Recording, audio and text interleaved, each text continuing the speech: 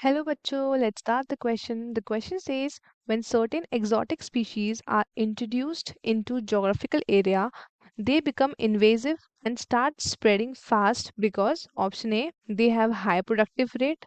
Option B, they produce chemicals to inhibit the growth of other organisms. Option C, there is no competition. Or is it option D, the invaded land does not have its own natural predators? तो सबसे पहले हम यहाँ पे लिखेंगे अपना की concept.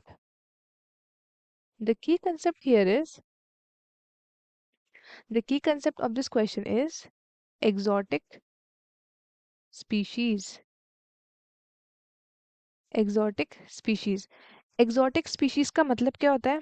Exotic species हम उन species को रेफर करते हैं जो कि किसी प्लांट या फिर किसी एनिमल या फिर किसी भी एक ऑर्गेनिज्म की स्पीशीज है जो हमें एक पर्टिकुलर एरिया में हमने इंट्रोड्यूस कराई है बाहर से.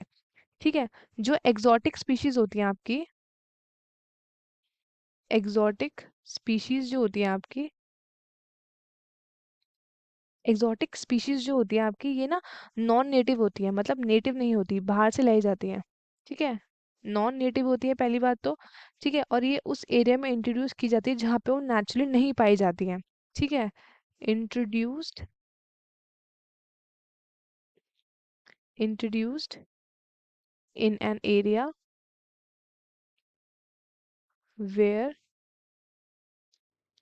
It does not occur naturally.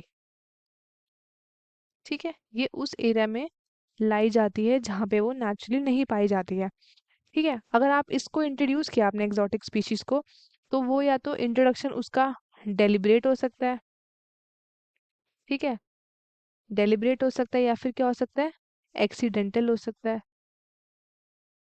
ठीक है. डेलिब्रेट हो सकता है या फिर एक्सीडेंटल हो सकता है. और ये हमेशा ये हमेशा न्यूसेंस या फिर इन्वेजिव नहीं होती है. ठीक है. ये हमेशा आपकी न्यूसेंस या फिर इन्वेजिव नहीं होती है. ठीक है. अब जो अगर आप सर्टेन एरिया में कहीं पे आप एग्जॉटिक स्पीशीज को इंट्रोड्यूस कराते हैं, ठीक है, अगर आप एक एग्जॉटिक स्पीशीज को किसी न्यू जोग्राफिकल एरिया में इंट्रोड्यूस कराते हैं जहाँ के वो नहीं है, मतलब वो नेटिव है, अननेटिव है उस जगह के लिए, तो क्या करते हैं ये लोग, बहुत जल्दी जल्दी स्प्रेड करते हैं. और ये इनके नेचुरल प्रिडेटर्स होते हैं. ठीक है. और इनके पास कोई भी अपना नेचुरल प्रिडेटर उस एरिया में प्रेजेंट नहीं होता है. इसलिए ये क्या करते हैं, इनकी पॉपुलेशन जो है हाईली ज़्यादा रिप्रोड्यूस हो जाती है और उस एरिया में वो बहुत ज़्यादा स्प्रेड हो जाते हैं. ठीक है. तो नेचुरल प्रेडेटर्स ना होने की वजह से क्या होता है, ये एरिया में पूरे अच्छे से स्प्रेड हो जाते हैं. ठीक है. सबसे पहला मैं एक एग्जांपल बताना चाहूंगी जो कि है आपके वाटर हायासिंथ का. ठीक है. वाटर हायासिंथ इंडिया में नहीं था और ये बहुत पहले इन्वेट कराया गया था इंडिया के अंदर due to lack of predators. इसने भी क्या करा, लैक ऑफ प्रेडेटर्स, ये भी क्या करा, रिप्रोड्यूस करा. रिप्रोड्यूस करने के बाद इन्होंने अपनी पूरी पॉपुलेशन बढ़ा दी. ठीक है. एक एग्जाम्पल तो हमारा वाटर हाइसिंथ का हो गया. अब दूसरा एग्जाम्पल मेरे पास है यहाँ पे प्रिकली पियर का. ठीक है. प्रिकली पियर. प्रिकली पियर ये इंट्रोड्यूस कब हुआ था, ये इंट्रोड्यूस हुआ था ऑस्ट्रेलिया के अंदर. ठीक है. ऑस्ट्रेलिया के अंदर हुआ था इन 1920s. अब इसमें क्या हुआ, इसमें भी वही कि जब आप एलियन स्पीशीज इंट्रोड्यूस कराते हो तो ये एकदम से इन्वेजिव हो जाती हैं. क्यों? क्योंकि उनके पास नेचुरल प्रेडेटर्स नहीं थे. तो जैसे कि प्रिकली पेयर है यहाँ पे, इसके पास भी कोई नेचुरल प्रेडेटर्स नहीं थे. उसके बाद फिर क्या हुआ, फिर इनको लाया गया ऑस्ट्रेलिया में. ऑस्ट्रेलिया में इनकी ग्रोथ बहुत ज़्यादा बढ़ गई. ठीक है.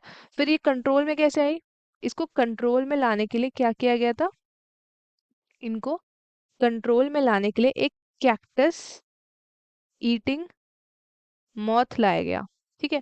जो कैक्टस को खाता है, कैक्टस ईटिंग मॉथ लाया गया. उसकी वजह से इनको क्या करा गया, कम करा गया, इनको कंट्रोल में लाया गया. ठीक है. तो ये है हमारे पास पूरी theory. Now let's move on to the question. इसमें क्या बोला है, when certain exotic species are introduce into geographical areas they become invasive and start spreading because they do not have they do not have its natural predators. तो correct option क्या है? The correct option is option D. ठीक है, correct option is option D. तो hence option D जो है हमारा यहाँ पे करेक्ट है। ठीक है, आई होप आपके क्वेश्चन अच्छे से समझ में आया होगा। All the best and thank you so much.